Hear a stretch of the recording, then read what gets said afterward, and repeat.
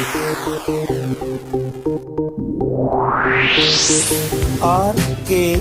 स्वागत है दोस्तों आपका एक बार फिर से हमारे YouTube चैनल RKB कैंफी वीडियोस में।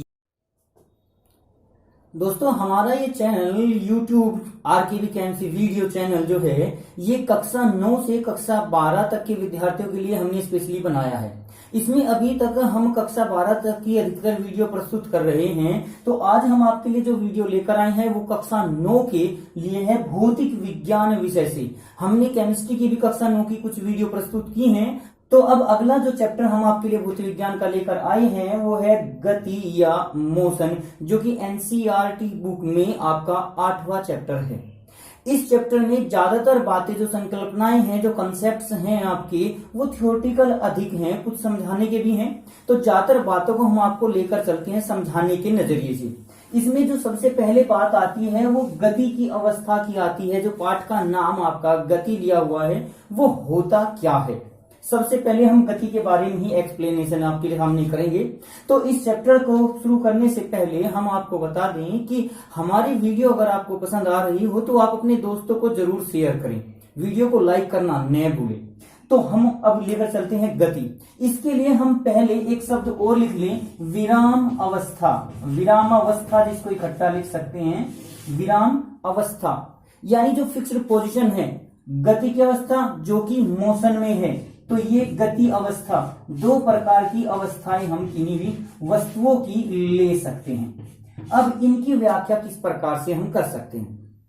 गति शब्द से हमारे दिमाग में सीधी सी एक बात आती है कि जो चल रहा हो, जो एक स्थान से दूसरे स्थान पर जा रहा हो, जो स्थान परिवर्तन कर रहा हो, उसको हम गति की अवस्था में कहेंगे। अब समय धीरे धीरे धीरे धीरे समाप्त होता रहता है, चलता रहता है। तो उस समय के साथ अगर कोई वस्तु अपना स्थान बदल ले तो उसे हम गति की अवस्था में कह देंगे। जैसे कि एक साइकिल चल रही है, हमारी एक गाड़ी चल रही है, बाइक चल रही है, तो वो गति की अवस्था में बोला जाता है। कभी भी जो भौतिक विज्ञान हम ले रहे हैं, भौतिक वस्तुएं जो लेते हैं, जिनके द्वारा हम जानकारी प्राप्त करते हैं, वो तुलनात्मक रूप में ली जाती है। जैसे कि अगर हम कह दें कि एक व्यक्ति बुद्धिमान है, हो सकता है वो अपने आप में बुद्धिमान हो, लेकिन जब किसी दूसरे की तुलना में अगर लिया जाए तो वो बेवकूफ हो सकता है। जैसे कि अगर मैं अपने आप को लेकर चलूं, हो सकता है आप लोग मेरे स्टूडेंट्स जो हैं वो कम जानते हो मेरी तुलना में, मेरे मुकाबले में, तो आपके मुकाबले में मैं कुछ ज्यादा बुद्धिमान हूंगा। लेकिन किसी प्रोफेसर के, किसी और अधिक ज्ञानी बड़े व्यक्ति के सामने मेरा ज्ञान अत्यंत सूक्ष्म होगा, बहुत ही कम होगा, तो मैं उसके सामने बेवकूफ हो जाऊंगा। तो सीधी सी बात यह है कि हम जो भी जानकारी हम फिजिक्स में लेकर चलते हैं वो तुलनात्मक रूप में, वो सापेक्ष रूप में होती है। अब ये सापेक्ष रूप क्या होता है वो हम गति और विराम की अवस्था में ही लेकर चलेंगे। परिभाषा के साथ मैं आपको बता रहा हूं, उदाहरण उसके बाद बता दूंगा। विराम अवस्था किसे कहते हैं? जब कोई वस्तु दूसरी वस्तु के सापेक्ष स्थान परिवर्तन न करे, समय बदलते रहने के साथ साथ स्थान परिवर्तन न करे, तो वह पहली वस्तु दूसरी वस्तु के सापेक्ष विराम अवस्था में मानी जाती है। लेकिन अगर वो स्थान बदल ले, समय बदला, कुछ समय पश्चात वो स्थान बदल ले, तो उसकी अवस्था बोली जाती है गति की अवस्था। जैसे हम किसी स्थान पर खड़े हैं, रेलवे फाटक के पास खड़े हैं और हमारे सामने से एक ट्रेन गुजर जाए, तो हम रुके हुए हैं, खड़े हुए हैं, तो इसका अर्थ है कि हम विराम अवस्था में हैं। लेकिन वो गाड़ी चली गई तो वो हमारे सापेक्ष गति की अवस्था में होगी। लेकिन अब गाड़ी चल रही है, ट्रेन चल रही है, हम ट्रेन के अंदर एक सीट पर बैठे हुए हैं, हम ट्रेन के अंदर एक सीट पर बैठे हुए हैं, स्थिर हैं, निश्चित हैं। लेकिन अब आप हमें क्या कहेंगे, हम गति की अवस्था में या विराम अवस्था में? तो इसका पता लगाया जा सकता है हम किसी दूसरे की तुलना में। अगर हम उस ट्रेन के सापेक्ष देखें जिसके डिब्बे के अंदर हम बैठे हुए हैं, तो उस ट्रेन की तुलना में, ट्रेन के सापेक्ष हम विराम अवस्था में होंगे। लेकिन अगर बाहरी वस्तुओं को देखें, जैसे बाहरी पेड़ पौधे या बाहरी दूसरी वस्तुएं, व्यक्ति आदि के रूप में अगर हम देखें, तो हम गति की अवस्था में होंगे। हम पृथ्वी पर रहते हैं, पृथ्वी सूर्य के चारों ओर चक्कर लगाती है, हम सूर्य के सापेक्ष गति कर रहे हैं। पृथ्वी घूम रही है तो हम भी घूम रहे हैं, तो सूर्य के सापेक्ष हम गति कर रहे हैं, लेकिन पृथ्वी पर हम एक जगह स्थिर हैं। तो हम पृथ्वी के सापेक्ष विराम अवस्था में हैं। इस प्रकार से हम विराम अवस्था और गति की अवस्था को व्यक्त कर सकते हैं, इसको परिभाषित कर सकते हैं। अब कोई भी जो बात हम लेकर चलते हैं, जो व्याख्या हम लेकर चलते हैं, जिस किसी भी टॉपिक की बिंदु की हम परिभाषा लेकर चलते हैं, तो वो हम किसी निश्चित बिंदु या वस्तु के सापेक्ष लेकर चल रहे हैं, सापेक्ष यानी तुलनात्मक रूप से। तो गति की अवस्था में भी जब वस्तु एक स्थान से दूसरे स्थान तक जाएगी तो उसमें हम प्रारंभिक बिंदु को लेकर चलें और एक अंतिम बिंदु तक लेकर हम चलें। जैसे हम एक दूरी की ही बात कर लें कि अगर हम अपने स्थान से, अपने स्थान से, आप जहां पर हो उसी स्थान से अगर मैं आपसे ये पूछूं कि दिल्ली कितनी दूर है, तो जब तक हम ये नहीं कहेंगे कि कहां से, तब तक हम सापेक्ष बिंदु नहीं ले सकते। तो वो सापेक्षता जो है वो हमारे स्थान पर, जैसे मैं यूपी से हूं तो यूपी से दिल्ली कितनी दूर है, यूपी में भी मैं बागपत डिस्ट्रिक्ट से यहां से कितनी दूर है। लेकिन आप देखने वाले क्या पता कोई कहीं से है, अगर कोई कहे कानपुर से कितनी दूर है, कोई कहीं मथुरा से कितनी दूर है, तो दूरी, एक बिंदु बदलने के पश्चात दूरी बदल गई। तो वो जो दूरी बदली, किस बिंदु के सापेक्ष हम उस दूरी को, इस निश्चित मान को लेकर चल रहे हैं, वो बिंदु कहलाता है हमारा निर्देश बिंदु, या जिसको हम मूल बिंदु भी कह सकते हैं। वह बिंदु जिसके सापेक्ष हम किसी अन्य वस्तु का निर्धारण करते हैं, भले वो चाल हो या कोई अन्य भौतिक राशि हो जो फिजिक्स में यूज होती है, तो जिसके सापेक्ष हम, जिसके तुलनात्मक रूप में हम निर्धारण करते हैं उस वस्तु का, वो हमारा कहलाता है निर्देश बिंदु। तो यहां पर हमने निर्देश बिंदु, गति की अवस्था और विराम अवस्था को समझा दिया आपको, और उम्मीद कर रहे हैं यहां पर आपको समझ में भी आ गई होगी। अब इसके पश्चात हम 2-3 बातें छोटी छोटी सी लेकर चलते हैं, जिसके आधार पर हम इस चैप्टर को विस्तार पूर्वक आगे लेकर चलेंगे। उसमें हमारा पहले आता है सदिश राशि, सदिश राशि, और एक होता है एदिश राशि, सदिश और एदिश राशि। नाम से ही जैसे से मतलब साथ में, दिश अर्थात दिशा में, एदिश यानी बिना दिशा के, सदिश यानी दिशा के साथ में। तो कोई भी भौतिक राशि जिसको व्यक्त करने के लिए हम दिशा का प्रयोग भी करें तो वो राशि कहलाती है सदिश राशि। और यदि दिशा का प्रयोग हम नहीं करते, केवल परिमाण की आवश्यकता होती है जिसे व्यक्त करने के लिए। परिमाण होता है मैग्नीट्यूड, यानी संख्यात्मक मान। किसी भी भौतिक राशि को व्यक्त करने के लिए हमें संख्यात्मक मान की आवश्यकता होती है, जिसको आंकिक मान, न्यूमेरिकल वैल्यू, अंक का मान भी कहा जाता है। तो वो संख्यात्मक मान ही उसका परिमाण। देखिए, परिणाम और परिमाण दो अलग अलग हैं। जैसे एक छड़ हमारी 2 मीटर लंबी, एक छड़ हमारी 10 मीटर लंबी, तो उस आधार पर हमारी 2 मीटर 10 मीटर दोनों परिमाण हैं। लेकिन अगर टोटल पूछ लिया जाए तो वो 12 मीटर हो गया, वो 12 मीटर उनका परिणाम होगा। परिमाण और परिणाम दोनों अलग अलग हैं। जैसे हमारे पास एक मित्र है, उसके पास 5 रुपए और दूसरे मित्र के पास हमारे 50 रुपए हैं, तो दोनों के पास कुल कितने रुपए हुए, जो कुल निकालते हैं वो होता है परिणाम, 55 रुपए। और जो अलग अलग आया 5 रुपए, 50 रुपए, 55 रुपए, वो सब परिमाण कहलाता है, मैग्नीट्यूड कहलाता है। तो इसके द्वारा हम इन परिमाण और परिणाम के अंतर को भी समझ सकते हैं। तो इसी आधार पर हम सदिश और अदिश राशि की अगर परिभाषा लेकर चलें तो अदिश राशि, जिसको स्केलर क्वांटिटी कहा जाता है, स्केलर क्वांटिटी या अदिश राशि, जिसे व्यक्त करने के लिए हमें दिशा की आवश्यकता नहीं होती, केवल परिमाण की आवश्यकता होती है, ऐसी भौतिक राशि अदिश राशि या स्केलर क्वांटिटी कहलाती है। कक्षा 9 के बच्चे बहुत छोटे होते हैं, तो इन बातों को समझने के लिए आप हमारी वीडियो को बार बार भी देखें और उसके साथ साथ आप अपने नोट्स जरूर तैयार करें। जैसे मैंने अदिश राशि के लिखा, इसकी परिभाषा आप अपनी कॉपी में नोट कर सकते हैं, जो कि आप ऑफलाइन होने के बाद भी याद कर सकते हैं। मैं फिर से बता रहा हूं, अदिश राशि वह भौतिक राशि होती है जिसे व्यक्त करने के लिए, दर्शाने के लिए, प्रदर्शित करने के लिए आप अपने शब्दों में कोई भी शब्द यूज कर सकते हो, कोई बिल्कुल रटा हुआ नहीं होना चाहिए कि आप किताबी ज्ञान से रटें या जो मैं कह रहा हूं आप उसी को रट्टा मारने की कोशिश करें।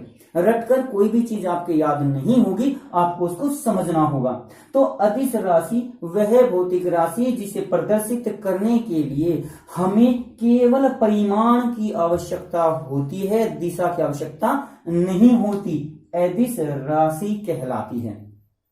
लेकिन वह राशि जिसको दर्शाने के लिए, व्यक्त करने के लिए हमें दिशा के साथ साथ परिमाण की आवश्यकता होती है या परिमाण के साथ साथ दिशा की भी आवश्यकता होती है, उसे सदिश राशि या वेक्टर क्वांटिटी कहा जाता है। वेक्टर इंग्लिश में वेक्टर बोलते हैं, ये हिंदी में भी आपका वेक्टर लिखा हुआ आ सकता है। वेक्टर राशि, वेक्टर भौतिक राशि, सदिश राशि को कहा जाता है। अब इनके दो चार अगर हम उदाहरण लेकर चले तो उसे हम किस प्रकार से इनकी परिभाषा दे सकते हैं, उससे ये देखिए। जैसे कि अगर हम समय की बात कर दें, केवल समय, समय हमारा है अदिश राशि। वो किस रूप में है? क्योंकि समय में केवल हमें व्यक्त करना पड़ता है उसके मान को, उसे दिशा के रूप में नहीं। हम ये नहीं कहते कि हमें किसी समय पर या हमें 10 बजे उस दिशा में 10 बजे हुए हैं, उत्तर दिशा में 10 बजे हुए हैं। 10 कहीं भी किसी भी मशीन में जब घड़ी होती है आपकी उसमें बजते हैं, उसके लिए हमें दिशा की आवश्यकता नहीं होती। तो समय एक प्रकार से अदिश राशि होती है। चलिए अदिश और सदिश के एक दो उदाहरण और देखने से पहले हम किसी भी भौतिक राशि की अगर बात करें तो भौतिक राशि को व्यक्त करने के लिए हमें दो चीजों की आवश्यकता होती है। भौतिक राशि ये होती है आपकी, एक तो होता है उसका संख्यात्मक मान और दूसरा होता है उसका मात्रक, यूनिट जिसको बोल देते हैं यूनिट। ये मात्रक होता है, संख्यात्मक मान हमने परिमाण मैग्नीट्यूड अभी आपको बताया है। तो भौतिक राशि सदैव संख्यात्मक मान और मात्रक के गुणनफल के बराबर होती है। यानी अगर संख्यात्मक मान बढ़ेगा तो उसका मात्रक घट जाएगा। मात्रक क्या है? जिसके रूप में उसे मापा जाता है। जैसे समय को हम घंटा, मिनट, सेकंड में माप सकते हैं। धन अगर हम मुद्रा की बात करें तो रुपए में इसको बांट सकते हैं। किसी भी चीज को हमें व्यक्त करने के लिए उसका मात्रक जरूरी होता है। तो जब भी आप फिजिक्स पढ़ें तो फिजिक्स में मात्रक विशेष तौर पर ध्यान रखें। अभी हमने चैप्टर शुरू किया है फिजिक्स का, आगे बहुत सारा चैप्टर आएंगे, आप 11th 12th आगे पढ़ते जाएंगे। उस आधार पर आपको इनके मात्रक जरूर याद रखने होंगे। जैसे कि अगर हमने कह दिया 5, हमें ये नहीं पता 5 क्या है। 5 रुपए है, 5 लड़का, 5 लड़की, 5 मीटर, 5 सेकंड। जब तक हम इसके बाद की राशि नहीं बोलेंगे तब तक हमें पता नहीं चलेगा हम किसके बारे में बात कर रहे हैं, हम किसका मापन कर रहे हैं, किसको माप रहे हैं। तो जिसको मापा जाता है, जिसके बारे में जानकारी प्रदान की जाती है, उसका पता हमें मात्रक से चलता है। जैसे 5 रुपए कह दिया तो इसका मतलब पता चल गया कि हम मुद्रा की बात कर रहे हैं। अगर 5 मीटर कह दिया तो हमें जानकारी मिल जाती है कि हम लंबाई की बात कर रहे हैं। अगर हमने 5 सेकंड कह दिया तो हमें पता चल जाएगा कि हम ये समय के बारे में बात कर रहे हैं। तो हमें मात्रक की जानकारी जरूर होनी चाहिए। जैसे जैसे मात्रक आएंगे मैं बार बार उनको रिपीट भी आपको करूंगा, लेकिन आप अपनी कॉपी में एक पेज इसी प्रकार से निर्धारित कर लें कि उस पे एक तरफ भौतिक राशियां लिखेंगे और एक तरफ आप उस पर मात्रक लिखेंगे। मात्रक अलग अलग प्रकार के हो सकते हैं, अलग अलग पद्धति में हो सकते हैं। जैसे कि अगर समय की बात करें तो वो समय पर हमारा सेकंड हो सकता है, मिनट हो सकता है, घंटा हो सकता है, दिन हो सकता है, वर्ष हो सकता है। तो ये सब मात्रक जो होते हैं ये समय के ही हैं। कोई निश्चित पर्टिकुलर मात्रक हम नहीं लेकर चलते, लेकिन एक सामान्य पद्धति के रूप में जिसको एमकेएस पद्धति कहा जाता है, उस एमकेएस पद्धति में समय का मात्रक सेकंड होता है। इसे SI system of international units भी इसको बोल दिया जाता है। इस प्रकार की पद्धति भी से कहा जाता है। तो यहां पर हमने आपको बताया कि भौतिक राशि संख्यात्मक मान और मात्रक के अनुसार प्रयुक्त की जाती है। जब भी किसी राशि का संख्यात्मक मान बढ़ेगा तो उसका मात्रक छोटा होता हुआ चला जाएगा। जैसे अगर किसी छड़ की बात करें तो हमने लिख दिया 2 मीटर, ये लंबाई हो गई। इसी के साथ साथ हमने लिख दिया 20 डेसीमीटर। उसके बाद हमने लिख दिया 200 सेंटीमीटर।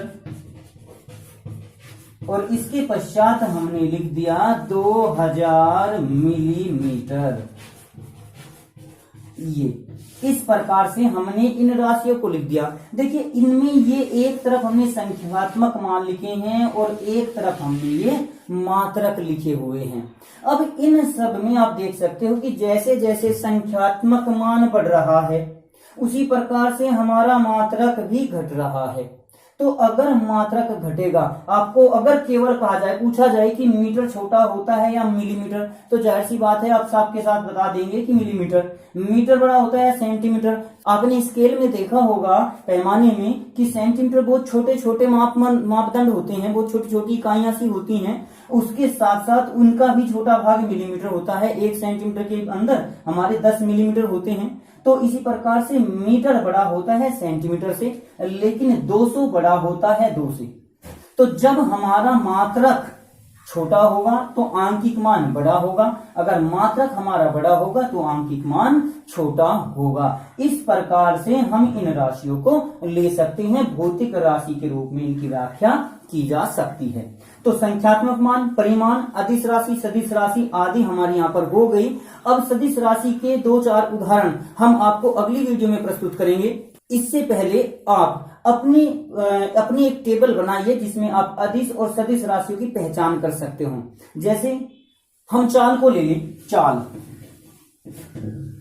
अगर हम कह दें कि एक वस्तु किसी गति से, जैसे बाइक वगैरह में आपने देखा होगा, बाइक चल रही है तो उसकी सुई चलती रहती है, उसमें एक आगे मशीन लगी रहती है, घड़ी सी लगी रहती है, उसमें मशीन में आपका पॉइंट चलता रहता है, एक सुई चलती रहती है जिससे पता चलता है कि ये कितनी स्पीड पर चल रही है। वो स्पीड चाल होती है। मान के चलिए कोई 50 किलोमीटर प्रति घंटा की स्पीड से जा रही है, 50 kmph की स्पीड से जा रही है आपकी, किलोमीटर प्रति घंटा की स्पीड से। तो अगर हम केवल ये कह दें कि वो 50 किलोमीटर प्रति घंटा की चाल से जा रही है, इस स्पीड से, गति से जा रही है, तो वो उसकी चाल होती है और चाल अदिश राशि होती है। लेकिन अगर हम इसमें दिशा जोड़ दें कि वो उत्तर दिशा की, पूर्व दिशा की ओर, पश्चिम दिशा की ओर जा रही है, तब हम इसे चाल नहीं बल्कि वेग कहते हैं और ये इस प्रकार से एक सदिश राशि होती है। तो इस वीडियो में हमने आपको केवल सदिश राशि, अदिश राशि, परिमाण, संख्यात्मक मान आदि राशियों के बारे में जानकारी दी है। इस चैप्टर का अगला भाग हम आपको अगली वीडियो में प्रस्तुत करेंगे। आज की वीडियो में बस इतना ही। अगली वीडियो प्राप्त करने के लिए हमारे चैनल को सब्सक्राइब करें, वीडियो को लाइक करें और अगर वीडियो अच्छी लगे तो कमेंट्स करें और दोस्तों को भी शेयर करें।